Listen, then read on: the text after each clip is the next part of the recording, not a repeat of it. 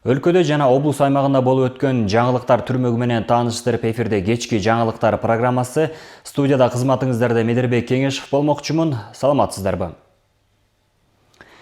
Министрлер кабинетинин төрагасы Адылбек Касымалиев суу ресурстары, айыл чарба жана кайра иштетүүнөр жайы министрлигине 63 даана атайын техниканын ачкычтарын тапшырды.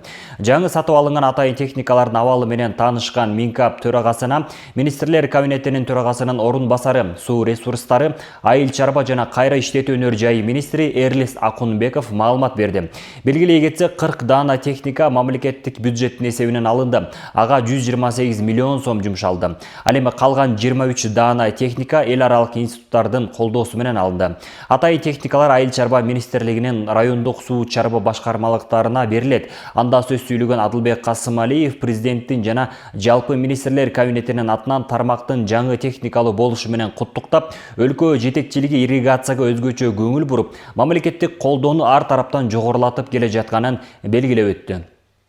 Бүгүнкү күндө ирригация эң актуалдуу тармак. Ал адамзаттын келечеги, азык-түлүк коопсуздугу жана туруктуу өнүгүүнүн өзөгү. Климаттын өзгөрүшү күч алып, куракчылык көбөйгөн шартта суу ресурстарын туура жана натыйжалуу пайдалануу ар бир мамлекеттин стратегиялык милдетине айланды. Ар бир тамчы суу бул эмгек, бул жашоо жана мүмкүнчүлүк. Дүйнө жүзү, анын ичинде Кыргызстан да сууну үнөмдөө, жерди сактоо, келечек муундарга бай жана коопсуз дүйнөнү калтырууга бүгүнкү жоопкерчилик жана эртеңки муундар алдындагы ыйык милдет катары аракеттерди жасоодо. Бүгүн да ушул ыйык максатта кезектеги атайын техникаларды сиздерге тапшырганы турабыз.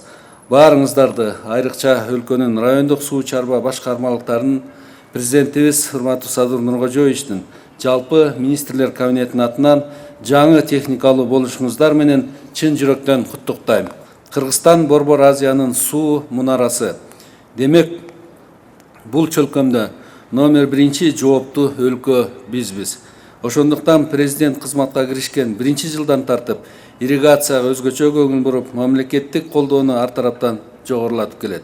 Өзүңүздөр жакшы билесиздер, 2021-2025 жылдар аралыгында республикалык бюджеттен суу ресурстары кызматына 21 миллиард 400 миллион сом бөлүндү. Мунун ичинен ремонттук жана калыбына келтирүү иштерине 5,9 миллиард сом, капиталдык салымдар беренеси аркылуу 6,3 миллиард сом бөлүнгөн.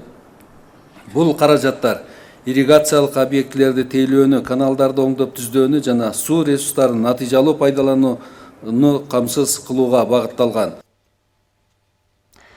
Ошондой эле бүгүн Адылбек Касымалиев өлкөгө иш сапары менен келген Россия өкмөтүнүн төрагасынын орун басары Алексей Оверчук менен жолугушту. Жолугушуунун жүрүшүндө соода экономикалык чөйрөдөгү эки тараптуу кызматташуунун жана башка багыттардын кеңири комплекси талкууланды. Сүйлөшүүлөрдүн алкагында Кыргыз-Россия өкмөттөр аралык комиссиясынын алдыдагы жыйынынын маселелери да каралды. Тараптар эки өлкө үчүн тереңдетилген стратегиялык өнөктөштүк рухунда артыкчылыктуу багыттар боюнча мындан аркы өз ара аракеттенүүнүн чыңдоонун маанилүүлүгүн белгилеп өтүштү. Каракол шаарынан Ала-Тоо резорт курорттук шаарчасына бара турган 65 чакырым жол толук реконструкциядан өтүүдө.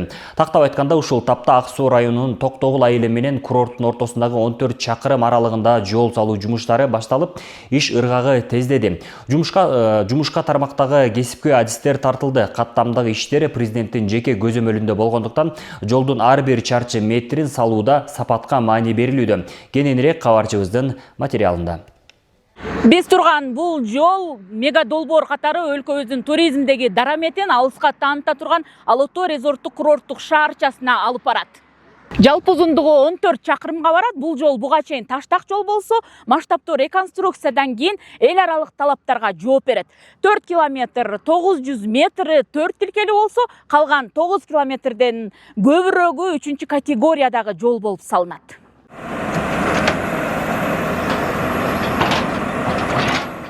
Ушул тапта атайын техникалар тартылып, жол казуу, кеңейтүү иштери жүрүүдө. Буга чейин айрым тилкелер 10 метрге чейин казылып, кайра тегизделип, анан гана кеңейтүү иштери жүрүптүр. Жол жасоо иштери менен катар эле суу өткөрүүчү түтүктөрү дагы орнотулууда. Жолчулардын айтымында кыш айларында дагы иш токтогон эмес.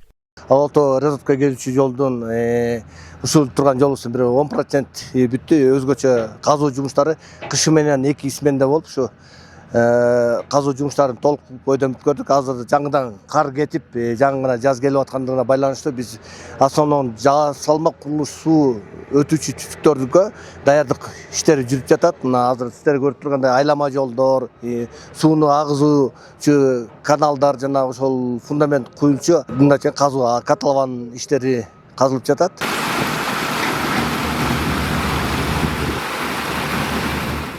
Бул жерде асфальт калыңдыгы 15 сантиметр болот. Шыма 20 жана А22 деген крупный асфальттар болот.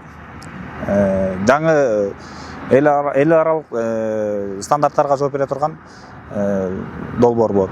14,5 чакырымда 43 суу түзүүчүсү бар. Каракол шаарынан Шахты Жыргалаң айылына чейинки жол 2 категориядагы 4 тилкелүү жол болуп салынат.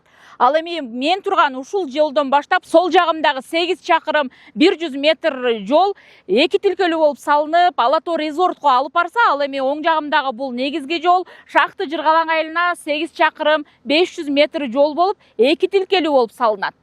Бийик тоолуу жер болгондугунан каар көп, калың жайт экен бул жерде. Анан бүгүнкү күндө каарлар кетпей атып, өзүңүздөр көрүп тургандай техникалардын жардамы менен тазалап чыктык ушул 6 чакырым жердичи. Жер тилкесин каар тазалоо иштерин жүргүзүп, азыр кургатып атабыз. Жумушту тездетүү максатында. Өлкө башчысы Дубан борбору Каракол шаары менен туристтик кластер катары салынып жаткан Алото резорт курортун байланыштырчу бул каттамды жыл соңуна чейин толук бүткөрүп, пайдаланууга берүү тапшырмасын койгон.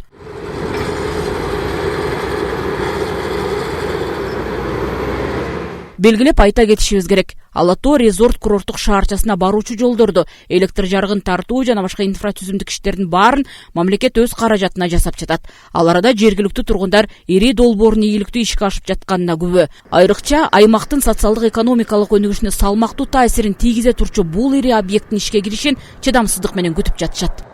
Шахты Жыргалаң айылынын тургуну болгондуктан бизге масштабтуу ушундай долбоорго келгенине абдан эле кубанычтабыз. Биз эле эмес, баардык жергиликтүү тургундар. Жылдан жылга туристтик сезон болгондуктан уже биз жак туристтик сезон болуп, жылдан жылга туристтердин агымы көбөйүүдө. Айыл эл үчүн эмес, биздин мамлекетибизге чоң киреше кирип атат десек болот. Эми биздин айылда ушул элдин баары эле кызыктар болуп атат. Аябай ушул Алато резорт башталганы, курулуштары башталганы. Мына жолубуз башталды оңдолуп. Асфальт болуп калса, асфальт менен басалы жакшы шаардай болуп калат экенбиз деп атышат да.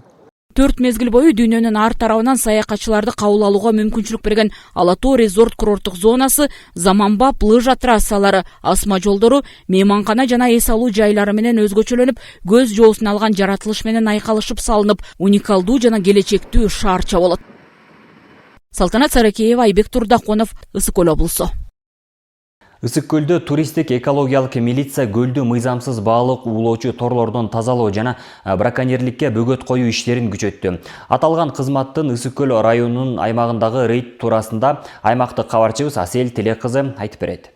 Ысык көлгө мыйзамсыз салынган синтетикалык балык уулоочу торлорду тазалоо иштери уланууда. Областык ички иштер башкармалыгына караштуу туристтик экологиялык милиция кызматкерлери кезектеги рейдти Ысык көл районунун аймагында өткөрүштү.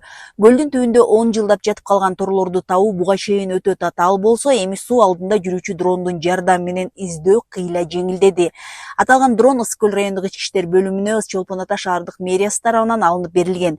Жаңы техника көл түбүн так изилдөөгө мүмкүндүк берип, мурда жетүү кыйын болгон аймактардан да көп сандаган синтетикалык торлорду аныктоого шарт түзүүдө.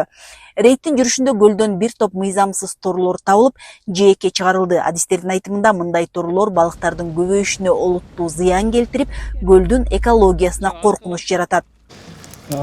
Мына бул тордун жатканына көлдүн түбүндө 4-5 жыл болгондо бери дегендичи. Азыр мына 3-чү торду чыгарып атабыз. Аябай эскирип калган. Бул күнүмдүк эле жумуш болуп калды да. торлор тазалап атабыз. Негизи алсак жаңылар деле уже жок. 4-5 жыл мурун салган торлор да көбүнчө. Иште ушинтип кайык менен торлор чыгат эски. Жээк айдап салат торлорду. Толкун болгондочу. Жээктен дагы каулат торлор. Жана квадроциклдар берилген да. Ошолор менен дагы иш алып барабыз. Аз балыктар көбөйдү буюрсаң. Торлор урукунун кескин азайды. Ысык көлдө мыйзамсыз балык оолоого каршы күрөш күчөтүлгөн тартипте уланууда. Облустук ички иштер башкармалыгынын туристтик экологиялык милиция кызматы март айынан бери көлдүн акваториясынан жалпы узундугу 13.900 метр мыйзамсыз синтетикалык тор алышып, мыйзамсыз балык оолоо учурунда кармалган жарандардан кошумча 3000 метр тор конфискацияланып, 300 даана балык экологиялык техникалык көзөмөл кызматына өткөрүлүп берилген. Ал эми алдын алуу иштеринин натыйжасында жарандар өз ыктыяры менен 31 даана Кытай синтетикалык торун тапшырышкан. Экологиялык кылмыштар жана укук бузуулар боюнча кылмыштардын бирдиктүү реестрине 34 материал катталып, тергөө амалдарынын жүрүшүндө 4 жаран убактылуу кармоочу жайга киргизилген. Жалпысынан 16 кылмыш иши аяктап, сот органдарына жөнөтүлгөн. Мындан тышкары аныкталган экологиялык кылмыштар боюнча 572.086 сом өлчөмүндөгү өндүрүү боюнча доолор коюлган. Бүгүнкү көл үстүндө иш чара жүргүзүү учурунда болжол менен 2000 метр тор алынды, 20га чукул тор алынды. Күнүнкүсүн күндө эле чыгарып атабыз. 2ден, 3төн, 5тен кээде ошол бүгүнкү иш чара жакшы жүргүзүлдү деп айтсак болот, 20га чукул. Кээ бир учурларда андан деле ашык чыгып кетет. Бирок салыштырмалуу жылдан жылга уже тордун саны азайып келүүдө. Туристтик экологиялык милиция кызматкерлери көлдүн акваториясын жана жээк аймактарын коргоо боюнча комплекстүү иштерди үзгүлтүксүз жүргүзүшүүдө. Негизги багыт акваторияны тазалоо жана мыйзамсыз балык оолоого бөгөт коюу. Рейдтик текшерүүлөр күндүз гана эмес, түнкү убактарда да өтүүдө. Кызматкерлер моторлуу кайыктарды, түнкү көрүүчү тепловизорлор менен жабдылган дрондорду колдонуп, мыйзамсыз балык оолоочуларды аныктап, аларга карата мыйзам чегинде чара көрүшүүдө. Айсел Тилек кызы, Айбек Жумашев, Ысык көл жаңылыктар үчүн Ысык көл районунан.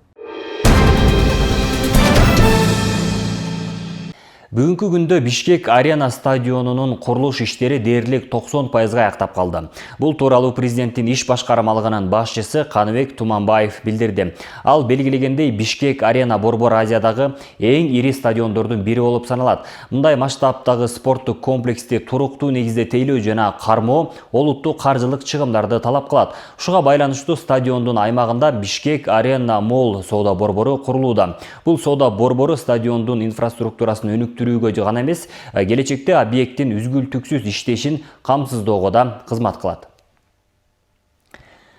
Ысык көл облусунун Тоң районундагы Аксай айылы 2025 жылы табият кырсыгынан олуттуу зыян тарткан. Нөшөрлөп жааган жамгырдан улам сел жүрүп, ондогон үй бүлө жабыркаган. Бүгүнкү күндө кырсыктын кесепеттерин жоюу иштери жыйынтыкталып, айылда калыбына келтирүү жана алдын алуу чаралары активдүү жүрүүдө. Кененирээк кийинки материалда. Тоо этегинде жайгашкан Аксай айылы табият менен жанаша жашаган кооз аймак. Бирок 2025 жылы катуу жааган жамгыр бул тынчтыкты бузуп, сел каптап, 22 үй жабыркаган. Анын ичинен 3 турак жай толугу менен жараксыз абалга келген. Бүгүн кырсыктын изи акырындап жоюлуп бара жатат. Жабыркаган 3 үй толугу менен жаңыланып, ээлерине өткөрүлүп берилди. Курулуш иштери мамлекеттин колдоосу жана Жапон диаспорасынын каржылоосу менен жүзөгө ашкан. Аябай чоң суу каптады да негизи. Үй жараксыз болуп калды. Текшерүүчүлөр келип жашабагыла деди. Бир жума, 2 жумадан кийинби келип үй бузулду. Түтүп салды да жашабагыла болбойт деп. Анан өзүм тиги байкем үйүнө барып жашады. Азыр Кудайга шүгүр, мына үй бүттү. Чет мамлекеттен акча которуп берди да салып берди. Миллион берди, ошо коо жайды бүтүп алгыла деп. Ошону мына Кудайга шүгүр бүтүп атабыз. Акырындык менен жакшы азыр. Айылда жалпы 2300 калк жашап, 437 түтүн бар. Бүгүнкү күндө алардын коопсуздугун камсыз кылуу башкы багыттардын бири. Селдин кесепеттерин жоюу менен катар алдын алуу иштерине да өзгөчө көңүл бурулууда. Былтыр 1 чакырым дамба курулса, быйыл кошумча 1800 метр дамба чабылып, мурдагы коргонуу тилкелери тазаланып бекемделүүдө. Биздин администрациянын башчысы жана орун басары Болот Өмүрбекович, администрациянын башчысы Осмонов Бактыбек Арапбаевичтин демилгеси менен ошо үйдүн проектисин жасатып, сметалык баасын аныктап, мамлекет тарабынан ошо жараксыз абалда калган үйлөрүбүзгө 1 миллион сомдон каржыланып, андан сырткары 600-500 миң сомдон каржыланып, жана Япон диаспорасы менен биргеликте иш алып барып, жалпы наркы Япон тараптан, диаспоралык тараптан 30 миң доллар АКШ доллары менен бөлүнүп, азыркы күндө жана мамлекетибизден бөлүнгөн 1 миллион сом менен кошо каржыланып, 3 үйүбүз толук бүтүрүлүп, азыркы күндө жарандарыбыз жашап отурат. Бул аракеттер келечектеги коркунучтарды алдын алуу жана тургундардын тынч жашоосун камсыздоо үчүн жасалган маанилүү кадамдар болгонун жергиликтүү тургундар билдиришип, ыраазы болушууда. Биз ушу көп жылдан бери кыян каптаганына байланыштуу ушу дамбаны салып, эң башы тигилгери эле колхоз кезинде эш берип башкармабыз ошол баштап салган бул дамбаларды, кичинекей дамбалар, айылды тосуп. Андан кийин эле жүрүп отуруп МЧС эмерел сала баштады бул дамбаны. Бир 3-4 жылда бир тазалап коюшат. Улам бийиктеп, бышыктап жасап атышат. Болгон суунун баарын айылдагы тетиги кескен белден берки суунун баары ушул жака келип айылга топтолот. Ошон үчүн бояктын баарын бийиктеп, дамбаны жасап берип атышат. Ошол МЧСке да рахмат. Аксай айылы бүгүн табият сыноосун жеңип, кайрадан кадимки жашоонун угуна түштү. Бул биримдиктин колдоонун жана ишенимдин жыйынтыгы. Нуржан Дөткулова, Данияр Акунов, Мадина Абакирова, Ысыкөл жаңылыктар үчүн Тоң районунан. Ушул эле Тоң районуна караган Кара Тала айылында 270 орундук мектеп салынууда. Учурда курулушта иш кызуу жүрүүдө. Билим уясы балдарга бардык тиешелүү шарттары менен курулуп, ушул жылдын сентябрь айында пайдаланууга берилери күтүлүп жатат. Мектептин курулушу туурасында кийинки сюжетте. Калкынын саны көп Кара Тала айылында заманбап мектептин курулуш иштери жүрүүдө. Эски мектептин имараты бир кылымга жакындап авариялык абалда. Азыр окуучулар тар имаратта 2 нөөмөт менен билим алып жатышат. Республикалык оюнга акыл таймашка барып жеңүүчү болуп келгенбиз. Жана мен жакшы окуйм, отличникмин. Түштөн кийин келип кошумча окуй албай жатам. Себеби класстар жетишсиз, класстар бош эмес болгондуктан кошумча окуй албай жатам. Жана биздин ажатканага да кирүү өтө кооптуу, себеби аяк урайын деп, кулайын деп калган.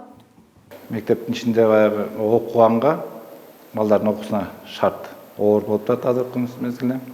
Балдар эки жакка чыкканда, конкурска барганга даярданганда ушул директорскийде, анан учительскийде даярданат класстардын жоктугуна байланыштуу. Анан азыр мектепте 460 бала окуйт. Актовый залыбыз жок, спорт залыбыз жок.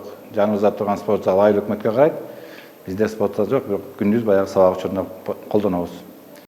Билим берүү мекемеси окуучулар үчүн бардык шарттарын камтыган. Заман талабына ылайык класстар, компьютердик кабинеттер, актовый зал, ашканалары болот. Айыл эли жаңы мектепти чыдамсыздык менен кубанып күтүүдө. Жылдарда салынган экен, а дегенде 4 жылдык мектеп болгон, андан 8 жылдык мектеп болгон. Балдардын саны көбөйүп, калк көбөйүп дегендей. Анан эми буюрса, могу жаңы мектеп салынып атат. Азыр бизде Кыргызстанда буюрса көпчүлүк жерлерде жаңы мектептер салынып атат. Ошонун катарында биздин айылда дагы ушу мектеп салынып жакшы болуп атат буюрса.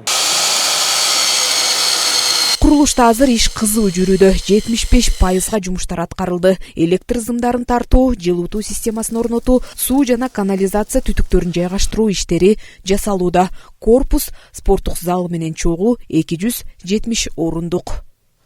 Наружная канализация, внутренняя канализация, отопление, фундамент полностью өзүңүздөр көргөндөй эле забор бардыгы бүткөн буюрса. Центральный бир гана ушул туташтыруусу калган ички отделкасын азыркы учурда баштап аткан кезегибиз. Ошол сентябрда бүтөбүз буюрса.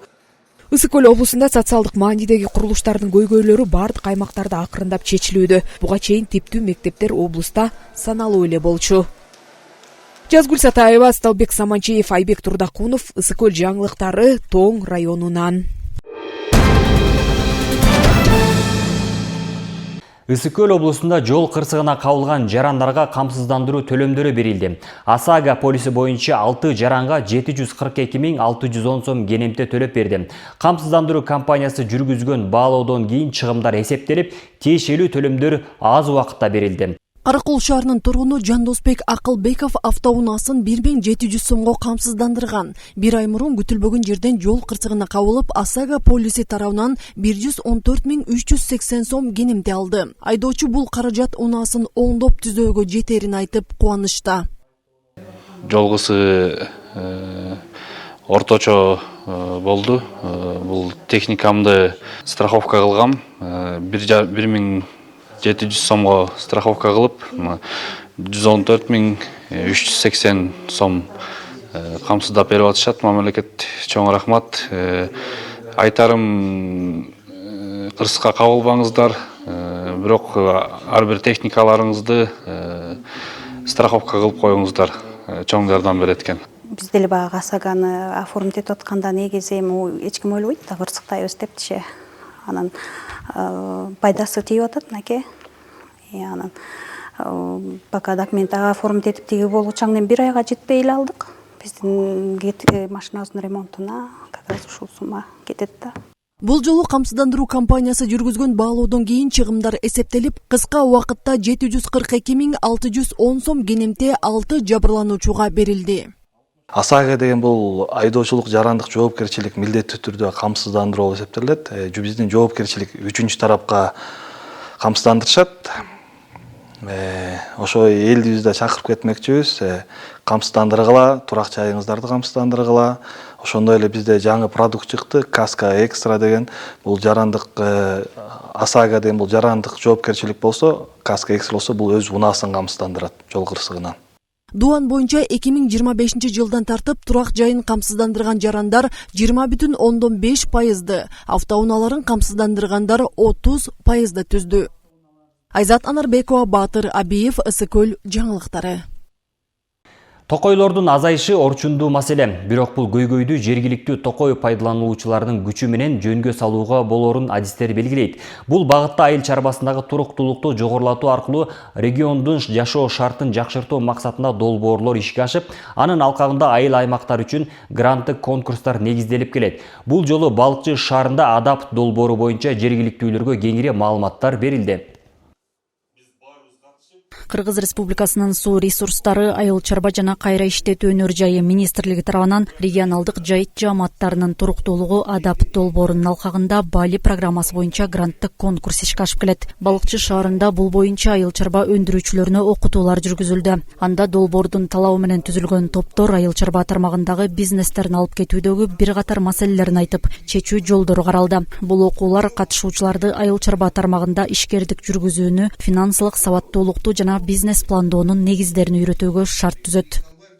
30 гектардын биздин эң көйгөйү бул деген сууну чыгаруу, ошого деген магистральды куруп берүү, ошого эле капельный орошение суу менен тамчылатып ар бир бул бакты сугарууну дагы эң негизгиси көйгөйлөр болуп атат да. Ошого деген бул долбоор, бул Бали газ долбоорлору бизге ошого деген мүмкүнчүлүк түзүп, анан ошого деген каржылап берип атканына чоң өбөлгө түзүп атат да. Балыкчы Токой чарбасына караштуу мамлекеттик коруктап турган жерлерди ижарага алып бүгүнкү күндө иштеп атабыз.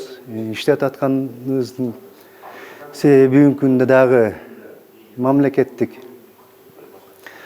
турган жерлерди өздөштүрүүгө, өркүндөтүүгө, адап долбоорунун негизинде дагы кошумча жардам көрсөтүүгө келип атат. Бүгүн чоң сабактар өткөрүлүп жатат. Кудай буюрса, ушул долбоордун негизинде биз өзүбүздүн муктаждыктарыбызды анча мынча болсо чечип алууга мүмкүнчүлүк берип атат.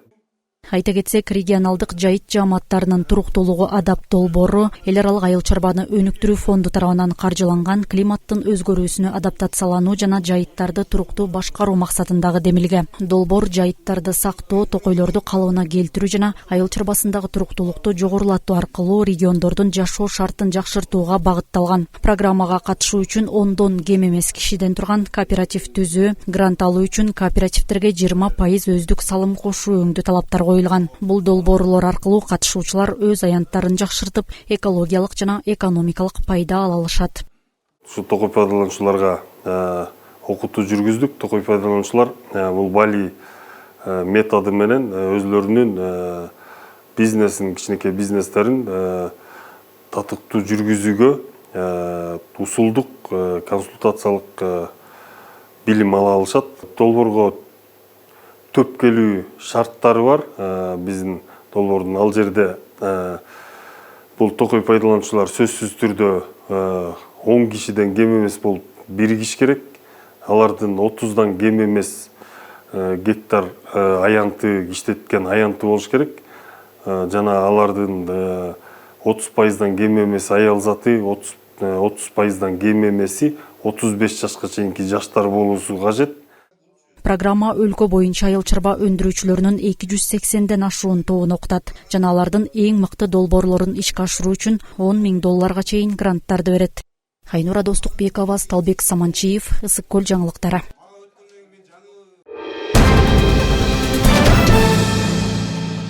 Бүткүл дүйнөлүк саламаттыкты сактоо күнүнө карата Эшмамбет Кендирбаев атындагы жалпы орто мектеп окуучулардын сергек жашоо образын калыптандыруу менен бирге улуттук баалуулуктарды сактоо максатында мазмундуу семинар уюштурулду. Саамалыктын жүрүшүндө кыргыз элинин салттуу баалуулуктары чагылдырылып, тарыхый мурастар кеңири көрсөтүлдү. Барскоон айылындагы Эшмамбет Кендирбаев атындагы жалпы орто мектепте нарыктык жана саламат жашоо улуттук мурас ден соолуктун булак аттуу семинар өткөрүлдү. Негизги максат окуучуларды сергек жашоого үндөө менен катар улуттук баалуулуктарды унутта калтырбай аздектөө болду. Мында салт сана, тарыхый мурастар айкалышып, жаш муунга тарбиялык мааниси жогору маалыматтар берилди. Айталы кыргыз айымдарынын улуттук баш кийими болгон элечек ороонун үлгүсү көрсөтүлүп, сармерден аркылуу маданий мурастар кеңири чагылдырылды. Дүйнөлүк саламаттык сактоо күнүнө байланыштуу биздики жыйынтыктоо семинарыбыз болуп жатат. Биздин райондо 40 мектептин тарбия завучтары келип, ошого биздин иш-чарабызга күбө болуп атат. Анан кийин ар кандай флешмобдор, класстык сааттар, тарбиялык сааттар өтүлүп, анан ошонун баары жыйынтыкталып, ошо биздин иш-чарага күбө болуп кетип атышат да. Негизи максатыбыз бул биздики ар бир улуттук нарыкты баалуулугун баалап, улуттук тамак аш аркылуу, улуттук оюндар аркылуу, улуттук кийимдер аркылуу, бул адамга тийгизген, ден соолугуна тийгизген таасир аркылуу биз ошону көрсөтө алдык деп ойлойм да. Биздин ата-бабаларыбыз ушу кийинки урпактарга ушу каада салттарды жеткирүү үчүн көптөгөн жолдорду басып өтүшкөн. Жана биз дагы кийинки урпактарга аны өткөрүп берүүгө аракет кылышыбыз керек. Бул жакшы сапаттарыбызды, салт санабызды жоготпоого аракет кылышыбыз керек. Саамалыктын алкагында окуучулар кыргыздын улуттук оюндарына да активдүү катышышты. Алардын бири Айбике алгачкы жолу 5 таш оюну менен жакындан таанышып, жаңы үйрөнүп жатканын айтат. Анын айтымында бул оюн шамдак айлыкты арттырып, көңүл буруу жөндөмүн калыптандырууга жакшы мүмкүнчүлүк экен дейт. Улуттук оюндар аябай көп экен. Алардын бирине 5 таш кирет экен. 5 таш кыргыз элинин эң популяр кыргыз кыздарынын гана эмес, жалпы эле балдардын зейнин ачкан, колдорун машыктырган эң байыркы жана пайдалуу оюндардын бири. Бул оюнду сырттан караганда жеңил көрүнгөнү менен медициналык жана психологиялык жактан чоң мааниге ээ экен. Бизге аябай жакты бул оюн. Мында балдардын саламаттыгы башкы орунда болгондуктан бул багытта ден соолук бурчтар уюштурулуп, туура тамактануу маданияты тууралуу кеңири маалымат берилди. Анда нукура азыктар көргөзмөгө коюлуп, окуучулар улуттук даамдарды даярдоонун ыкмалары менен да таанышышты. Ата-энелер менен бирдикте акция өткөзүп, менин апамдын таза тамагы деп кичинекей ланч боксторду ата-энелердин өзүнүн инициативасы менен алдырып, ошол жака апалары эртең менен ошондой кичинекей ланч даярдап беришет. Жооптуу бол деген акцияларды өткөздүк, көп акциялар өткөзүлдү. Биз баарын ушул киоркадтарга камтыдык. Анан начальник класстарга биз мондай макет жасаттык. Макетке, например, аябай зыяндуу нитро ичсеңер, мээңер кандай болот, кандай таасир этет, бөйрөгүңөр ооруйт, жанагы көп камты бар тамактансаңар, ашказаныңарга да зыян дедик да. Семинардын негизги өзгөчөлүгү бул улуттук тамак аштардын ден соолукка тийгизген таасирин жана алардын баалуулуктарын STEM багытында көрсөтүп, аларды изилдеп, далилдеп беришти. STEM багытындагы окуучулардын изилдөөчүлүк көндүмдөрүн өнүктүрөт, жашоосунда бул иш-чаралардын бардыгын жашоосунда колдоно алышат. Белгилей кетсек, бул иш-чара өлкө башчысынын инсандын руханий адеп ахлактык өнүгүүсү жана дене тарбиясы жөнүндө, ошондой эле улуттук нарк жөнүндөгү жарлыгынын алкагында ишке ашты. Мындай саамалыктар улуттук мурастарды урматтоого, сергек жашоого умтулууга өбөлгө болот. Айнура Достукбекова, Нурдин Урманбетов, Ысык Көл жаңылыктары. Коомдогу эң маанилүү баалуулуктардын бири бул үй-бүлө жана андагы ата-эненин орду. Бул тема Ак Суу районунда кеңири талкууга алынды. Жолугушууда тарбия, жоопкерчилик жана китеп окуунун орду тууралуу пикир алышуу болду. Кененирээк кийинки материалдан көрүңүздөр. Азыркы балдар, төлөгөн айтканда, жанагы азыркы сезимдер технология менен эметкенде, сотканы алар кыйын басышат экен. Отуруп алат, өзү басып элек, а телефонду укмуш басышат. Бүгүн Ысык Көл облусунун Ак Суу районундагы китепканада үй-бүлөдө ата-эненин ролу тууралуу тегерек стол уюштурулду. Иш-чарага улуу муун, орто муун жана жаш муундун өкүлдөрү катышып, өз ойлорун ортого салышты. Негизги максат коомду китеп окууга үндөө жана муундар ортосундагы байланышты чыңдоо. Бүгүнкү иш-чарабыздын максаты бул үй-бүлөдө ата-эненин ролу. Баягы заманга жараша азыр балдарыбыз жалаң эле баягы интернетке алаксып, баягы ата-эненин эле сөзүн укпай бараткан балдар бар, мындайча айтканда. Ата-эненин эмесин даңазалоо максатында тегерек стол уюштурганбыз. Иш-чаранын уюштуруучуларынын бири 25-жаз аттуу ыр аңгемелер жинагынын автору Гүлайым Камкарбек кызы учурда Бибисара Бейшеналиева атындагы Улуттук маданият жана искусство университетинде билим алып жатат. Бул анын экинчи жогорку билими. Ал практика учурунда атайын китепканалар тармагын тандап алган. Анын айтымында бүгүнкү күндө унутта калып бараткан китепканаларды жандандыруу жана окурмандарды тартуу негизги максаттардын бири. Биз балдардан эле талап кыла бербестен ата-энелер менен улуу муун өзү келип, китепканадан китеп окуп, эки муун компромисске келиш керек да. Эки муун ынтымакка келиш керек, ажырымды бириктириш керек. Иш-чарага катышкан Ак Суу айылынын тургуну Төлөгөн Усубакунов ата-эненин жоопкерчилиги бүгүнкү күндө өзгөчө маанилүү экенин белгилейт. Ал 3 баланын атасы, бир неберенин чоң атасы катары жаштарда жоопкерчилик азайып баратканын айтып, ата-эне баласына жетиштүү көңүл буруусу керек деген ойдо. Азыр жаштарга да алардын да мнениясын угушубуз керек. Сакалдуулардын да орто муун, баягы улуу муун, кичүү муун дегенде ошолордун баарын тең ортого алып, кандай кылсак жакшы болот, кандай кылсак баягы эффективный болот. Себеби дегенде азыр мына көп эле жаштар өзлөрү деле айтат, баягы телефон кээ бирде мешать этет, бирок бул баары телефон керектүү окат. Себеби дегенде технология өсүш керек. Адам баласы өсүш керек, чоңоюш керек. Анан баягы илгерки ойдон калып калган туура эмес болуп калат, бирок баягы када салт калышыбыз керек да. Ата-энеге урматтоо, улууга урматтоо, кичүүнү сыйлоо, кичүүнү көтөрүш керек, кичүүнү жардам бериш керек деген бизде калбаш керек. Ал эми Ак Суу райондук маданият борборунун башкы адиси Бектурсун Жылкыбаев мындай жолугушуулар муундар ортосундагы түшүнүүнү бекемдейт. Биринчиден өзүбүз деле эми жаш ата болгондуктан ушу мурунку муундан бир сабак алсак, кийинки ошо окуучулар келип отурат, ошо окуучуларда кийинки ата-энеси болгон мамилеси бир өзгөрөт деген ишеничтебиз. Жана ошондой эле илимге, билимге бир умтулуу пайда болот деген үмүттөбүз.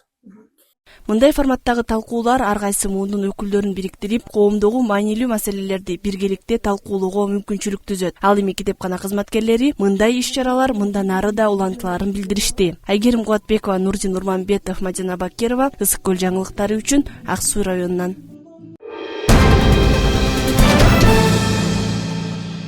Ушуну менен жаңылыктардын кечки чыгарылышын жыйынтыктайбыз. Ушул жана башка жаңылыктар түрмөгүн биздин Facebook жана YouTube, Instagram социалдык баракчаларыбыздан көрсөңүздөр болот. Кечиңиздер көңүлдүү улансын, саламатта калыңыздар.